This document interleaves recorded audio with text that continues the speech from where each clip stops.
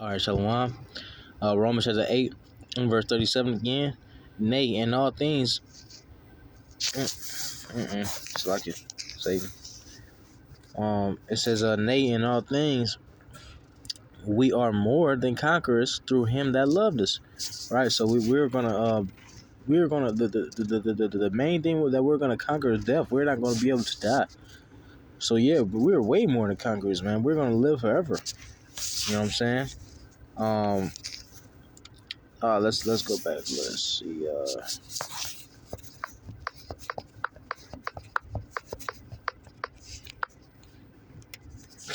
This is Revelation chapter 2 and verse 26. It says, and he that overcometh and keepeth my works unto the end, to him will I give power over the nations. And like we just read in Psalms chapter 2 and verse 9, it says, ask ye of me, and I will give thee the heathen.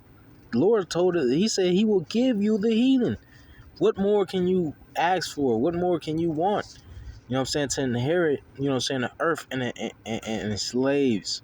You know what I'm saying? And infinite power. You know what I'm saying? It says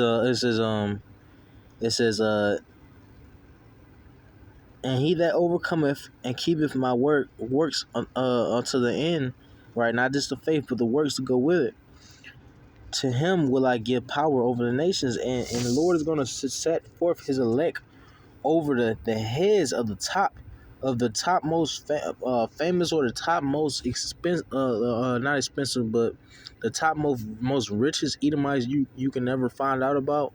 The Lord is going to set his elect men over them. You know what I'm saying? Verse 27. And he shall rule them with a rod of iron, as the vessels of potter shall they be broken. Right, so the elect is going to rule over these heathens, the heathen nations, with a rod of iron, man. You know what I'm saying? It says, as the vessels of powder shall they be broken to shivers, even as I received of my Father. And when you think about a vessel, you know what I'm saying, like a vessel, a vase, when it breaks to the ground, it completely shatters. You know what I'm saying? It becomes disfigured from all angles. You know what I'm saying? Just straight up crack. Now our rod is gonna be different. You know what I'm saying? Than the rod of the wicked.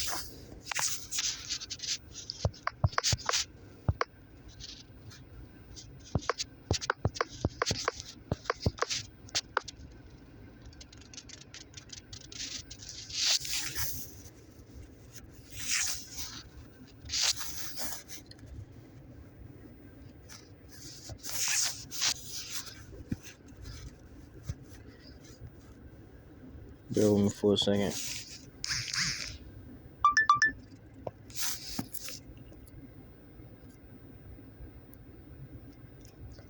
All right, this is Isaiah chapter 14 and verse 1.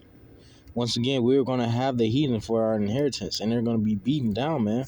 You know what I'm saying?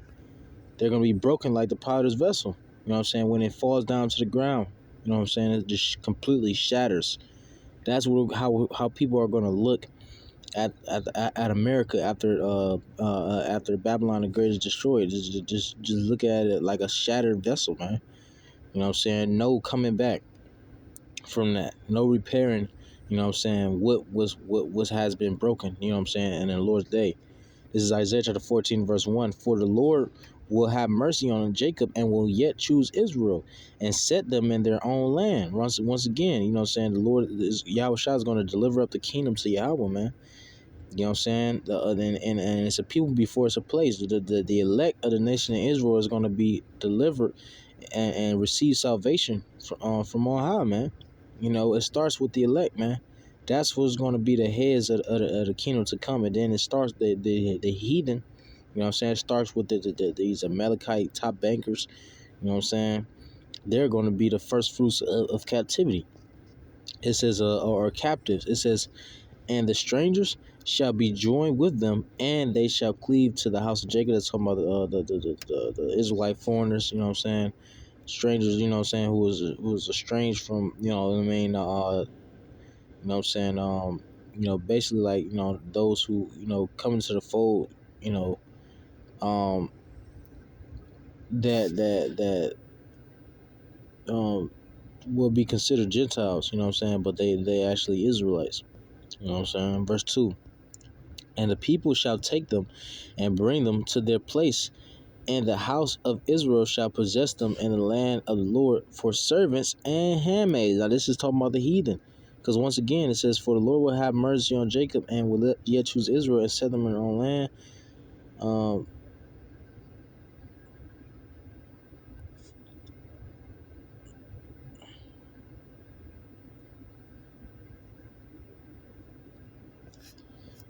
Verse 2, and it says, and the people shall talking about the heathen.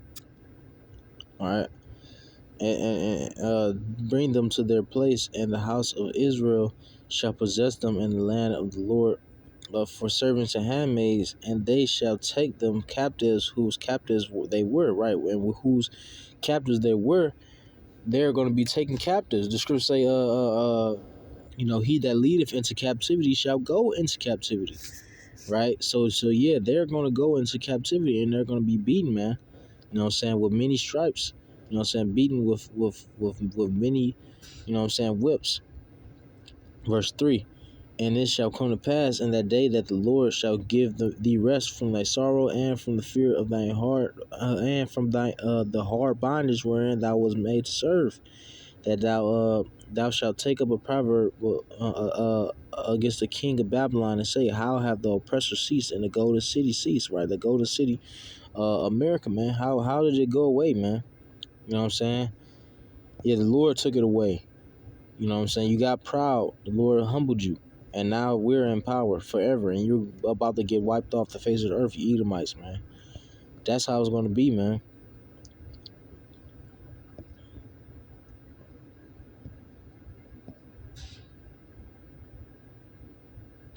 Verse 9. Hell from beneath is moved from thee to meet thee at thy coming. It stirreth up the dead for thee.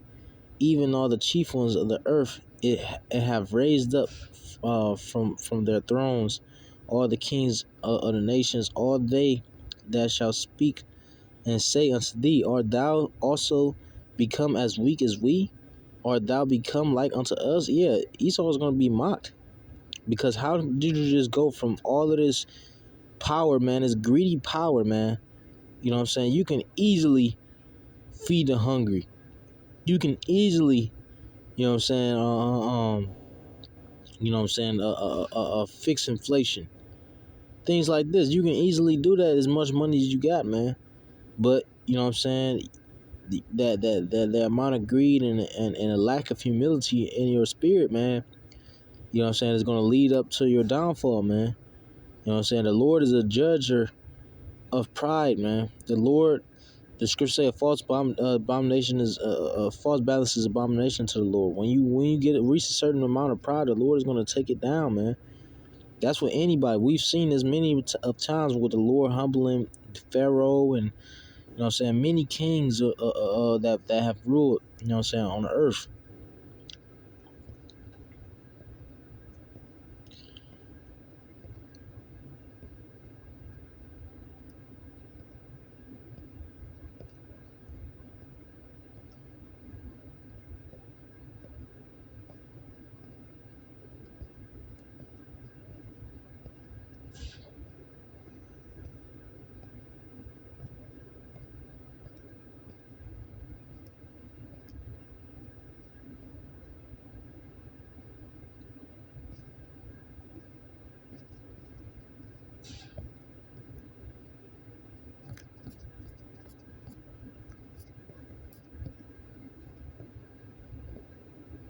Okay, verse 5 is what I was looking for, is Lakia.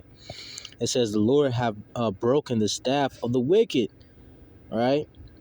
And the scepter of the rulers. When you get in the NLT, it says, for the Lord, Yahweh Shah, have crushed your wicked power, right? Because when you think about a staff, it's a support.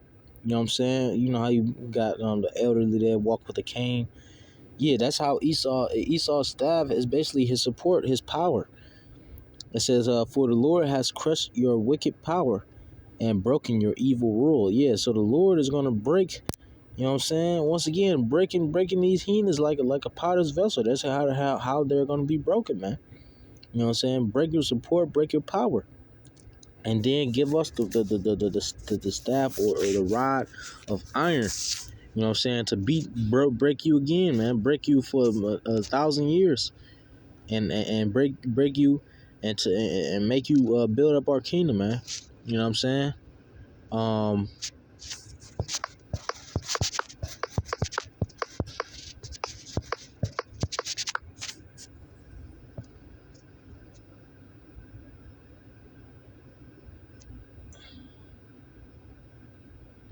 all right, this is Revelation chapter 19, verse 15. It says, "And out of his mouth goeth a sharp sword, that with Revelation 13. I'm sorry, Second Ezra 13. And out of his mouth," talking about Yahushua. Let's read verse 14. Revelation 19, verse 14. "And the armies which were in heaven followed him upon white horses, clothed in fine linen, white and clean." I'm talking about Yahushua. White is a representation of purity. Verse 15. "And the horse is a representation of the chariots," because that's how Yahushua is coming back. It says, "And out of his mouth goeth a sharp sword, that with it he should smite the nations." Right, and really, you know what I'm saying, that's twofold. Because for one, the Lord's mouthpiece is the prophets, and we're cutting these devils and these 2/3, and everybody that come up against the scriptures or want to deny the scriptures, they're being cut by this word, man. You know what I'm saying? Hebrews chapter 4 verse 12, man, a two-edged sword. The scriptures is like a two-edged sword, cutting even divide the center of the soul and spirit, man. You know what I'm saying? It says, "And out of his mouth goeth a sharp sword," right? Hebrews chapter 4 and verse 12. But also when you read Second Ezra chapter 13, you know what I'm saying, it goes into, you know what I'm saying, the same thing, how he didn't use, you know what I'm saying, his hands or any instrument of war, you know what I'm saying, but, you know what I'm saying, out of his mouth of fire. That's talking about the chariots, because these chariots, these so-called UFOs, are going to have concentrated flaming beams coming out of them, man. You know what I'm saying? Out of the mouth of the chariot. You know what I'm saying? On the movies, you got like the center of the bottom of the chariot, that beam, that the flow of light and beams and whatever comes from the chariot. Well, that's inspiration from Yahweh Shai and his vehicles. It says, "Smite the nations, and he shall rule them with a rod of iron." It says, "And out of his mouth goeth a sharp sword, that with it he should smite the nations, and he shall rule them with a rod of iron. And he treadeth the winepress of the fierceness and winepress of the fierceness and wrath of Almighty." Right, and why? And when you tread the winepress, if you just think about when you step on a whole bunch of grapes, your garment is going to be stained. That's a reference to how